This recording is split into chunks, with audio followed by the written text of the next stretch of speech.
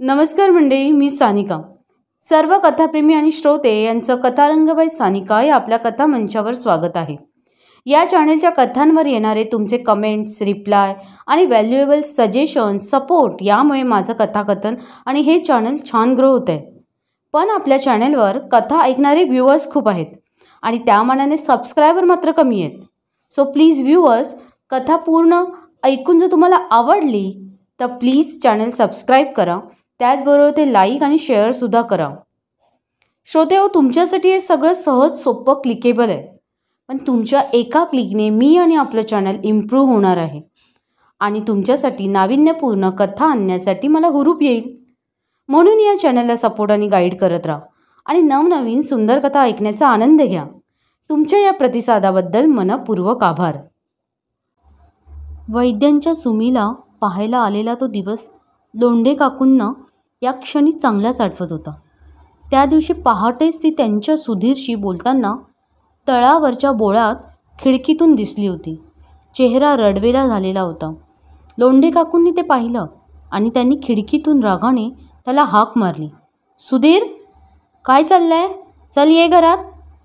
आणि सुधीर घरात आला होता, चेहरा टाकून. सुमीचं आणि सुधीरचं प्रेम आहे हे जवळजवळ सगळ्या चाळीला माहिती होतं. सुमी दिसायला देखणी होती, कामसू होती.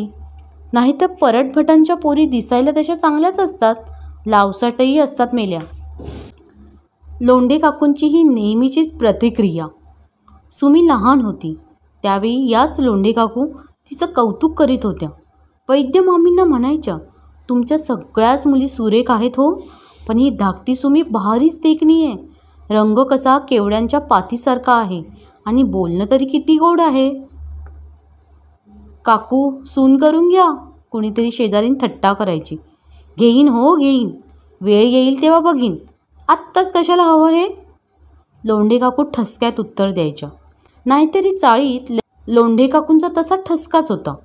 कोकणस्थी रूप, माहेरून पिवळ्या होऊन आलेल्या त्या मजल्यावरच्या इतर बायकांपेक्षा तरुण. नवरी म्हणून चाळीत आल्या आणि लवकरच सासू सासऱ्यांना कोकणाची वाट दाखवली. आता तर राजा राणीचा संसार आणि नशीब असं की वैद्यमामींना लागोपाठ मुली होत असताना लोंढे काकूंना मात्र 3 मुलगेच झाले होते. त्यामुळे मान अधिकच उंचावली. वैद्यमामींना एक नाळी 5 मुलीच. वैद्यमामा एका कचेरीत कारकून सरकारी. मुलींची शिक्षणं, थोडंफार देणं घेणं यातून शिल्लक ती काय राहणार? लग्नात घातलेल्या बांगड्या आणि चपलाहारही आता उरला नव्हता. उलट लोंढे काकूंच्या संसारात भरत पडत चालली होती. मोठ्यानं पुण्याला कारखान्यात नोकरी धरली न तिथंच तो स्थायिक झाला.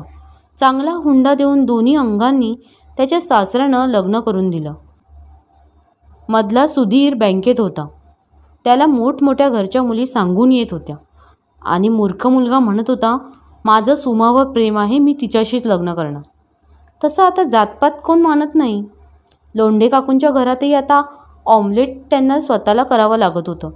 प्रथम अंड घरात आलं तेव्हा त्यांनी केवढा गहजब केला होता, पण मुलांच्या पुढे काही चाललं नाही. आणि त्यांची बहीण म्हणाली, अगं अक्का, आजची अंडी व्हेजिटेरियन असतात असं म्हणायची.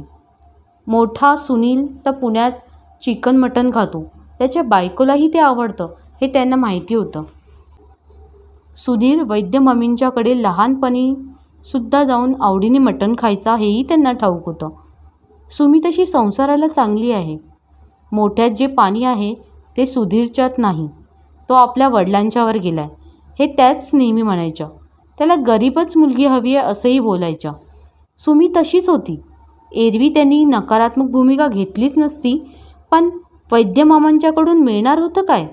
मोठ्या 4 मुलींची लग्न, पहिलीलाही बाळणपण यांनीच वैद्यमामी बेजार झाल्या होत्या. महिना अखेरीस घरात नुसताच पिठलं भात शिजत होता. सुमी काही अजून नोकरीलाही लागली नव्हती आणि BA झाल्याशिवाय नोकरी काय वाटेवर पडली होती? 20 वर्षाची सुमी घरात शिकवण्या घेत होती, त्याही चाळीतल्याच मुलांच्या अधिक. सुधीरचं बोलणं लोंढे काकूंनी उडवून लावलं होतं. त्या नेण्यांची मुलगी सहज म्हणून पाहून आल्या होत्या. सुमी इतकी नाही तरी बरी होती. अगदी कोकणस्थी वाण आहे असं बरोबर आलेल्या जोशीबाई म्हणाल्या होत्या. म्हणणारच, देशस्थी पक्का रंग त्यांचा. डोळे घारे असले म्हणून काय झालं? सगळी घरी माणसं काही लबाड नसतात. नेने 15 तोळे सोने, सगळा मानपान आणि थाटात लग्न लावायला तयार होते. मुलगी फक्त SSC होती म्हणून जरा ते अवघडलेले होते. नाहीतरी सुमी BAला बाहेरूनच बसणार होती सवडीनं.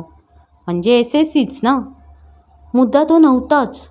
सुमीला दुसरं एखादं चांगलं स्थळ मिळावं असं त्यांना खरंच मनापासून वाटत होतं. तसं त्यांनी शेजारी पाजारी बोलूनही दाखवलं. सुधीर सुमीचं हे प्रेम प्रकरण सुरू झाल्यापासून त्यांनी वैद्यमामींशी बोलणं टाकलं होतं. मुद्दामच. न जाणो त्यांनी गळ घातली तर एवढ्या वर्षाचा शेजार मन पालटायचं. त्यामुळे सुमीला पाहायला येणार आहेत हे कळले तेव्हा त्यांना कधी हायसं वाटलं. सुमी रडून घेऊन सुधीरचं मन वळवायचा प्रयत्न करणार हे त्या जाणून होत्या. म्हणून तर सुधीरवर त्या खडा पहारा ठेवून होत्या. सुमीची आणि सुधीरची गाठ पडता कामा नये यावर त्यांचा कटाक्ष होता. म्हणूनच त्यांनी सुधीरला घरात बोलवून घेतलं. आज वैद्यमामींच्या जवळ बसल्या असता त्यांना हे सर्व आठवत होतं. वळल्यावर सुधीरही आला होता. तो बाहेर उभा होता, खिन्न दुःखी असा. लोंढे काकू मधूनच आपल्या लेकाकडे पाहत होत्या. त्याचा व्याकुळ चेहरा पाहून त्यांच्या पोटात तुटत होतं. सुमीच्या लहानपणी त्यांनी केलेली माया या क्षणी दाटून आलेली होती. शून्यात नजर लावून बसलेल्या वैद्यमामींच्या पाठीवरून त्या खऱ्याखुऱ्या आंतरिक जिव्हाळ्याने हात फिरवत होत्या. त्यांच्या डोळ्यांना धार लागली होती आणि ते पाहून सुमीची मोठी बहीण हमरून पोट तिडकीनं बोलत होती, काकू आता रडून काय उपयोग आहे. खरं होतं तिचं. काकूंनाही ते पटत होतं. पण आता फार उशीर झाला होता. सुधीरच्या आधी सुमीचं लग्न व्हावं ही लोंढे काकूंचीच इच्छा पुरी झाली होती. सुमा तशी नापसंत होणारी मुलगी नव्हतीच. ती पसंत पडली. देण्याघेण्यावरून लग्न मोडणार की काय अशी भीती वाटत होती. पण आपल्या परीने ऐपतीप्रमाणे मोठे 4 जावई मदतीला उभे राहिले. मुलानंही त्याचा फारसा आग्रह धरला नाही आणि सुमीचं लग्न पार पडलं. सुमीच्या मानानं मुलगा डावाच होता. पण सुमीचं एकदाचं लग्न झालं याचा आनंद वैद्यमामींच्यापेक्षा काकूंनाच जास्त झाला होता. लग्नात मानपानावरून धुसफूस झाल्याचे कानी आले होते. विहीनबाई भर मांडवात ताडताड बोलल्याचं काकूंनी ऐकलं होतं. त्याचवेळी त्या शेजारच्या जोशीबाई म्हणाल्या होत्या, सुमी पोर गरीब आहे हो, सासू मोठी जहाबाज दिसतेय. लोंढे काकू लोकलाजेस्तव लग्नाला गेल्या होत्या. सुमीला त्यांनी जरीची साडी अहेर दिली होती. तीच आज तिच्या अंगावर होती. ती साडी पाहिली आणि काकूंच्या अंगावर सरकन काटा आला. तिनं साडी हातात घेतली आणि वाकून नमस्कार केला होता. काकूंना त्यावेळी तिच्या डोळ्यात पाणी साठल्याचं समजलं होतं. तिने विचारलं होतं, सुनील दादा नाही आला. नाही, त्याला रजा मिळाली नाही. त्या खोटंच बोलल्या होत्या. सुधीर लग्नाच्या आधीच तिकडे पुण्याला गेला होता. मध्ये केव्हा तरी सुनीलने मध्यस्थी करण्याचा प्रयत्न केला होता. पण लोंढे काकूंनी आपला हेका सोडला नाही. आता सुमीच्या निष्पाप चेहऱ्याकडे पाहून त्यांना उमाळे येत होते. स्वतःची चीड येत होती. अपराधी वाटत होतं. पण त्यावेळी हे एवढं होईल असं मनातही आलं नव्हतं. वाटलं होतं एकदा संसारात रमले दोघेही की जातील सारे विसरून. अशा पुष्कळ कहाण्या त्यांनी ऐकल्या होत्या. हे सारं घटकेपुरतं असतं, मग सारं विसरलं जातं. जग रहाटीच आहे ही. सुमी सासरी गेली. कळसवणी पडलं की मुली कशा टवटवीत होतात. सुमी 8व्या नहानाला माहेरी आली. नवराही बरोबर होता. पण सुमी कोमेजलेली दिसत होती. सुमी आली तेव्हा सुधीर घरी होता. पण तिला आलेली पाहताच तो घराबाहेर पडला. काकूंनीही त्याला अडवले नाही. नुकतीच लग्न झालेली नवी नवरी सुधीरशी बोलताना नवऱ्याने पाहिली तर नसती आफत. जातोय तर जाऊ दे बाहेर. सुमी असेपर्यंत येईल तर बरंच. आणि तो आलाच नाही. सुमी दाराबाहेरच घुटमळलेली काकूंच्या ध्यानी आले. त्यांनी हसत हसत विचारलं, बरी आहेस ना? नीट वाग हो सासरी. असं बोलताना आपल्या मनात काही होतं का? काकू स्वतःशीच आठवायचा प्रयत्न करत होत्या. सभोवती चाललेल्या आक्रोशात त्यांनाच नीटसं काही कळत नव्हतं. पण वाटत होतं आपण हे असेच अगदी सहज बोललो होतो. इतर मुलींशी बोलतात तसं. सुमीचं लग्न झालं ना आपला तिच्यावरचा सगळा रोष संपला होता. सुधीरची 4-6 महिन्यात चांगली समजूत घालून त्याला अडकवून टाकलं म्हणजे झालं. नेण्यांची मुलगी त्यांच्या मनात नक्की केली होतीच. सुमीचं वरचेवर माहेरी येणं होत नव्हतंच. कधीतरी वैद्यमामी कुणाजवळ तरी बोलून दाखवायच्या, पोरीला भारी राबवून घेतात हो. कामाचं काही नाही, ती कुठं तालेवाराची मुलगी आहे, कामाची सवय आहे तिला. पण फार बोलते सासू. आमची ऐपत होती तेवढं आम्ही केलं.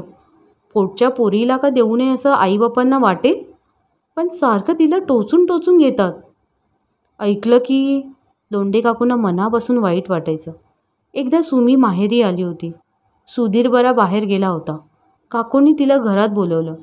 तिच्या पुढं चकली ठेवली. काकूंच्या हातची चकली हा लहानपणी सुमीचा वीक पॉईंट होता. चकलीचा वास आला की सुमी आलीच धावत. लोण्याबरोबर गरम गरम 2-4 चकल्या खाईल तेव्हा घरी जाईल. मामी बोलवायला आल्या तरी जायची नाही. आणि काकू म्हणायच्या, खाऊ दे हो, लोकांकडे का खाते. त्यावेळी खरंच वैद्यमामींचं आणि लोंढे काकूंचं सूत होतं. काकूंना मुलगी नव्हती आणि मामींना मुलगा नव्हता. मामींच्या मुली काकूंच्या मुलांना राखी बांधायच्या, भाऊबीजेला ओवाळायच्या. सुमी 16 वर्षाची होईपर्यंत सुधीरला ओवाळायची, राखी बांधायची. कधी बरं बंद झाली ती? त्या तेवढ्या गदारोळात काकूंचं मन भलत्याच आठवणी काढत होतं. एकटंच एकाकी पडलेलं. कारण प्रत्येकाच्या चेहऱ्यावर एकच भाव होता. हे खरं व्हायला कारण काकू तुम्ही. आपल्या लेकाच्या दुःखी व्याकुळ चेहऱ्यावरही तोच भाव आहे हे त्यांना स्पष्ट दिसत होतं. आणि त्यांच्या नकळत त्यांचं मनही त्यांना डिवचत होतं. म्हणून मागचं एक आठवत होतं का? त्या दिवाळीला सुमीच्या वरच्या बहिणीचा दिवाळसण होता. पाडवा आणि भाऊबीज एकाच दिवशी आली होती. सुमी खूप गडबडीत होती. संध्याकाळी नवी साडी नेसून ती आली. सुधीरला ओवाळायला सुधीर पाटावर बसला आणि तिला म्हणाला, आज पाडवा आहे ना, मग ओवाळतेस? आणि सुमी तोंडावर हात ठेवून पळून गेली. किती सुरेख दिसत होती. सुधीरही तिच्याकडे पाहत होता. त्या दिवशी ओवाळणी झालीच नाही. मग सुधीर ओवाळून घेईन असा झाला. सुरुवातीला आपल्याला वाटेल नसेल घेत. हल्लीच्या मुलांचं काय, त्यांचं सगळं लहरी असतं झालं. आणि एक दिवस आपल्या ध्यानी आलं, आपण बोलायचंच टाकलं. सुमीला आडून आडून ऐकवलं आणि अखेर नकाराचा ठाम पवित्रा घेतला. तसा घेतला नसता तर? सोन्यासारखी पोर. लोंढे काकूंना खराखुरा हुंदका फुटला न त्यांच्या कानी जोशीबाईंचं बोलणं आलं. त्या कुणाजवळ तरी पुटपुटत होत्या. आत्ता कशाला रडायचं? त्यावेळी पैशाचा हुंड्याचा मोह पडला होता. नाही असं नाही, पण त्याचा परिणाम असा होईल थोडंच माहिती होतं. छळ होतात पण नवरा बायको एकमेकांना सांभाळून घेतात. वैद्य काकींच्या वरच्या चौघी नाही गरिबीचा पण सुखाचा संसार करतायत. तसेच सुमीचं होईल. आणि तशी लक्षणंही दिसली. चकली नको म्हणाली, घशाशी येते म्हणाली. आपण थट्टा केली तर लाजलीही. बरं वाटलं पाहून. सुधीरला विसरली, संसारात रमली याचं समाधान वाटलं. पण नंतर एक भलतेच कानावर यायला लागले. कोणीतरी सुधीरबद्दल सांगितलं, नवऱ्यानं छळ सुरू केला. सासूच्या हाती आयतच खोलीत पडलं. पोरगी दिवसेंदिवस सुकत गेली. त्यात एकदा नवऱ्यानं मारली. पोटातलं पोर पडून गेलं. नवरा म्हणाला, बरं झालं, माझं नसेलच ते. म्हणतात हे हिला सहन झालं नाही. कधी नाही ते उलटून बोलली. मार खाल्ला.